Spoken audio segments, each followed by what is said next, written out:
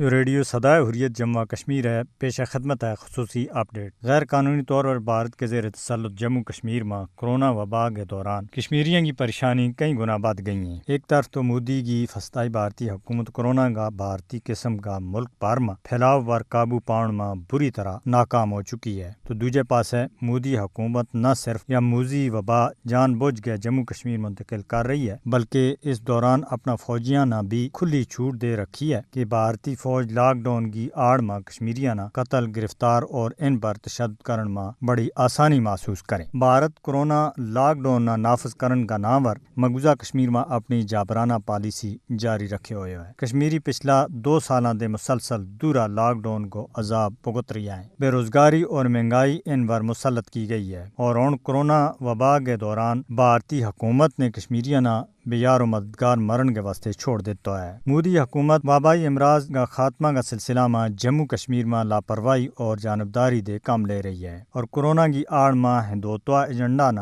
نافذ کرن میں مصروف ہے۔ افراتفری کا اس ماحول میں جب پوری دنیا کورونا وبا دے لڑن میں مصروف ہے، تو بھارتی حکومت جموں کشمیر پر مکمل قبضہ کے واسطے غیر قانونی کارروائیاں پر عمل کر رہی ہے۔ پچھلے سال مارچ 2020 میں جب مقبوضہ کشمیر میں کورونا کا پہلو کیس سامنے آیا تھا، تو اس سال مئی تک 281 کشمیریاں نہ مرن کے واسطے چھوڑ دیتا گیا۔ خاص طور پر مقبوضہ وادی میں 2 ویکسینیشن سینٹرز بھی خالی پہ آئے۔ بھارتی جبر نے مقبوضہ علاقہ میں ایسا اذیت ناک ماحول پیدا کیا ہے جس کی مثال دنیا میں کتے بھی نہیں ملتی۔ دنیا پار دے کٹیا ہوا کشمیری عوام کورونا وبا کے دوران ایک بحران کو سامنا کرن پر مجبور ہیں، اور ان حالات میں بھی بھارتی فوجیاں کا طرز معاشرہ اور کار تلاشیں کی پرتشدد کارروائیاں کو سلسلہ ختم ہوتا ہوا نظر نہیں آتا۔ کشمیری اس وقت کورونا وائرس اور مودی وائرس تے بیک وقت نبرد آزمائے۔ ضروری ہے کہ ایسا میں کشمیری عوام کی مدد کی پکار نہ سنتا ہوا عالمی برادری سامنے آئے،